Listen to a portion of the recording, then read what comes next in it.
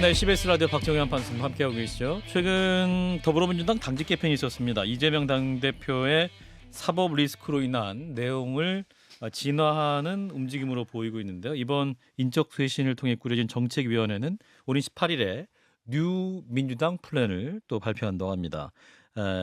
당의 신뢰 회복을 위해서 주도적인 역할을 하고 있는 분이시죠. 더불어민주당 김민석 정책위 의장을 연결하겠습니다.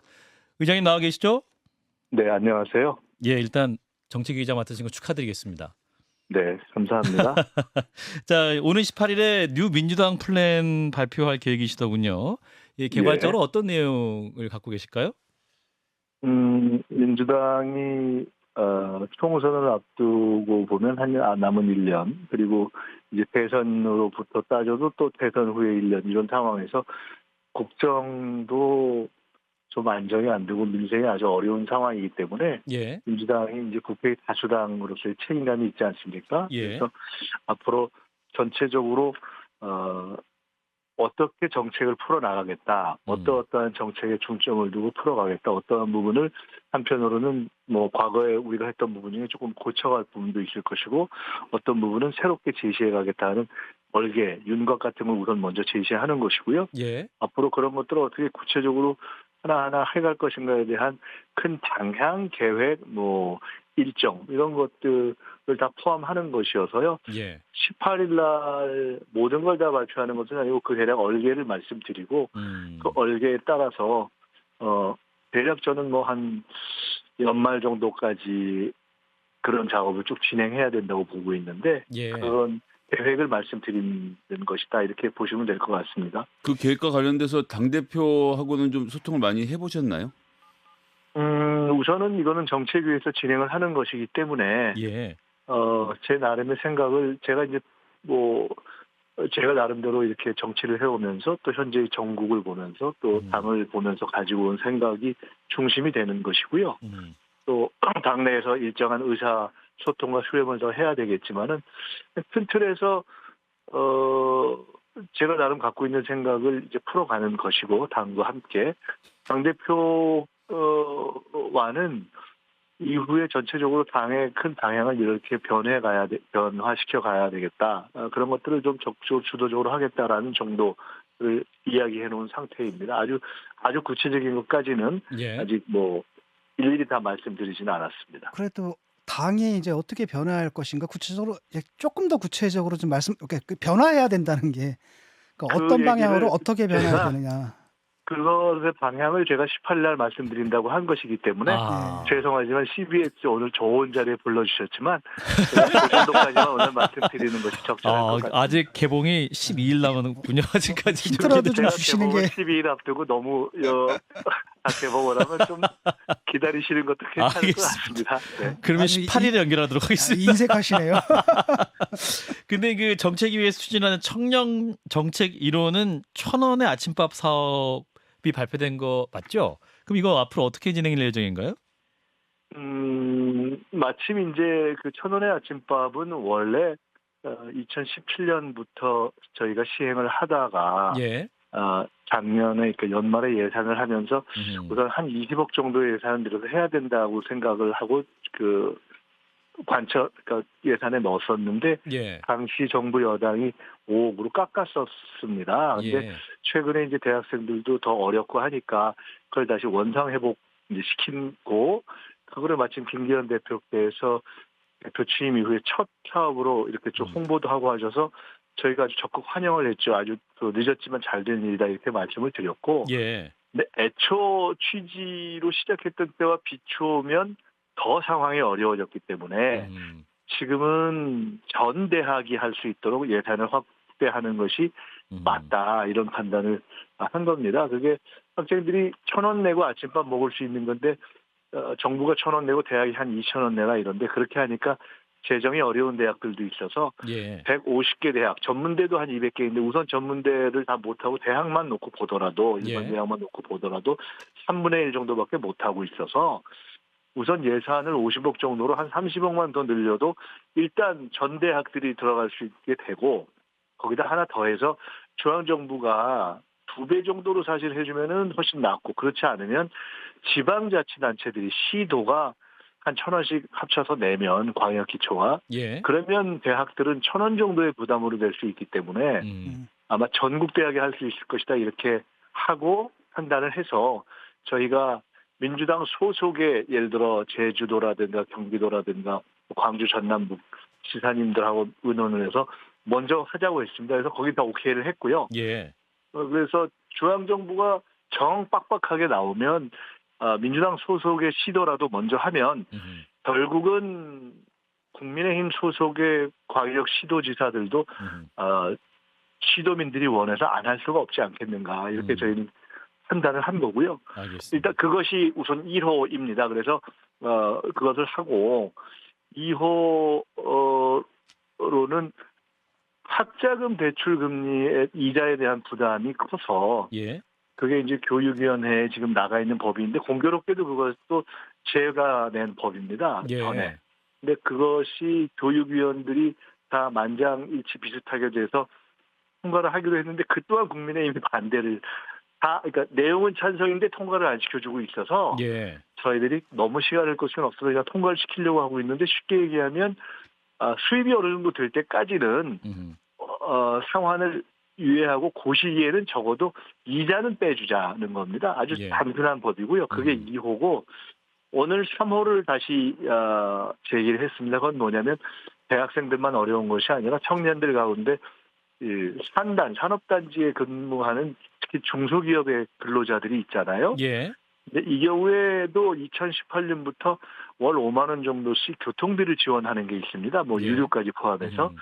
근데 이것도 사실은 이게 한식 제도여서 올해 끝나는데 원래 이걸 저희가 연장해야 된다고 했는데 정부가 이것도 그냥 끊어버렸어요. 그래서 저는 이것도 저희가 법도 냈고 그래서 법과 예산으로 뒷받침하겠다. 이 알겠습니다. 정도는 해야 된다 해서 이거 3호고요.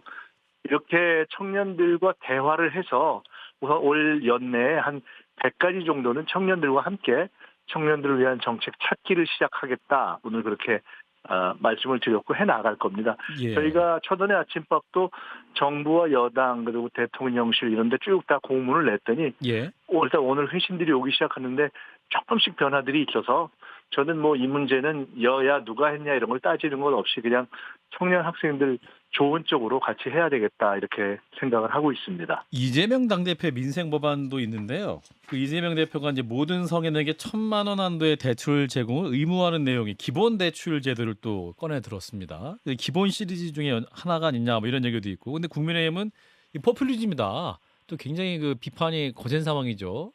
의장님 이 정책 어떻게 그거는 보십니까? 이제 예. 제가 정책위를 맡기 전에 네. 기존에 이제 기본사회위원회라는 곳에서 쭉 연구했던 안의 하나를 제시한 것이고요. 예.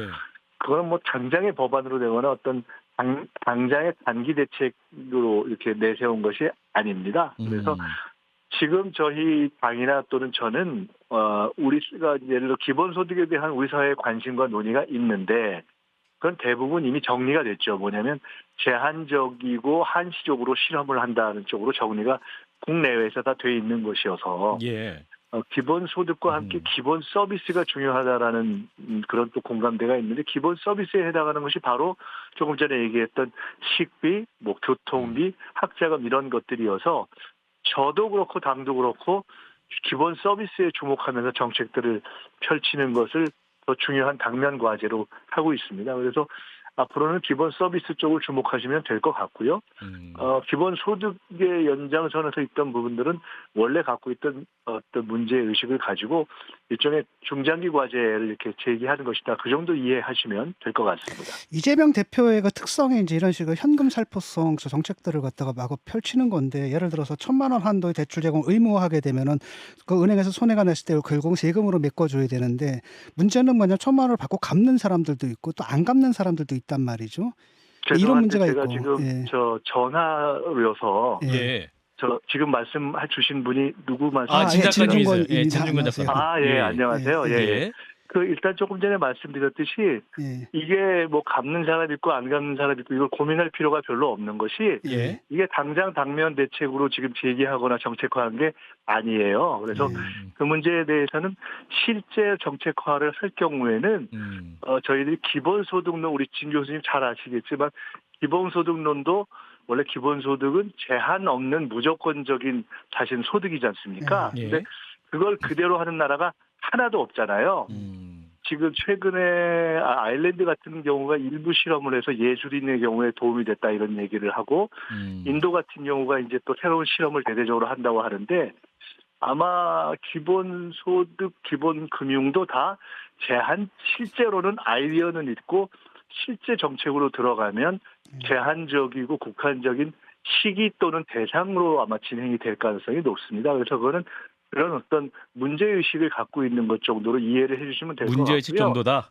지금 진 교수님이 말씀하신 그런 아주 현실 금융의 문제 이런 것들은 당연히 저희들이 여러 가지 감안해가면서 현실 정책으로는 갈 테니까 또 필요한 일 있을 때 말씀 주십시오. 예. 의원님 그러면 그 이재명 대표와 관련돼서 하나 더 여쭤보려고 하는데 저는 김성애고요.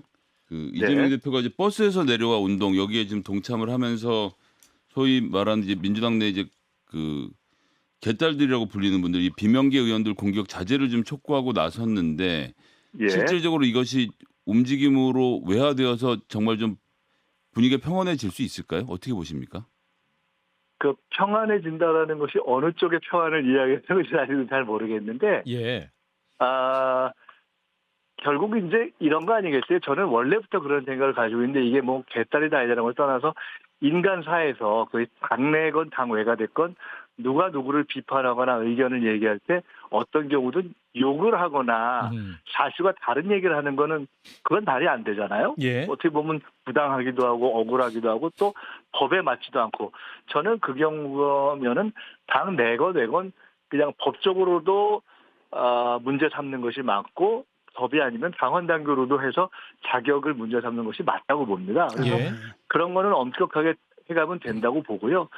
지금 그래서 이제 그런 데 문제가 있다고 보여지는 경우를 좀 더 엄격하게 우리가 주시해서 정리해 나가자 하는 기류가 당내에 있는 거고요. 예. 보니까 최근에 문제가 있던 몇몇 케이스를 당사자에 대한 확인도 하고 이러는 과정에서 어떤 경우는 당원인 경우도 있고 어떤 경우는 아닌 경우도 있고 뭐 이렇게 되는데 분명한 거는 하여간 한편으로는 적어도 당내에서 아는 사람끼리도 만약에 그냥 갑자기 욕을 하면 기분이 나쁜데 모르는 사이에 욕을 하거나 사실이 아닌 것 같고 비판을 하면은 좀 말이 안 되지 않겠어요? 예. 그래서 그런 부분은 정리를 해나가자 하는 기류가 확실하게 있고 저는 그런 부분에 대해서는 아주 엄격하게 해도 된다고 보는 것이 원래 제 생각입니다. 알겠습니다. 의원님 그 시간이 좀 많이 없네요. 그 밥 한 공기 다 먹기 운동 얘기, 그 국민의힘 네, 조수진 네. 최고위원이 얘기를 했는데 뭐 아침밥 사업도 말씀하시기도 하셔서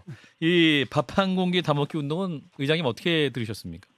제가 조수진 최고위원을 저도 기자하실 때부터 아는데요. 예.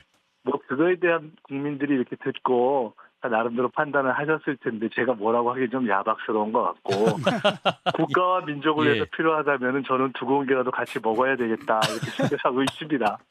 예. 야박하지 않게 말씀해 주셨고요. 그 마지막으로 안민석 의원 발언 관련 좀 질문 드리면서 마무리할 텐데 네. 그 안민석 의원이 총선에서 여당이 지면 윤 대통령과 김건희 여사는 감옥행위다 이런 말씀을 해서 또 논란이네요. 국민의힘은 이 정도면 협박이다 강하게 반발을 하고 있는 상황인데 안 의원 발언은 어떻게 들으셨습니까? 제가 일단 직접 듣질 않아서 어떻게 들으셨습니까? 이렇게 하는 질문에는 답하기가 어렵고요. 기사로도 못 보셨나 봅니다.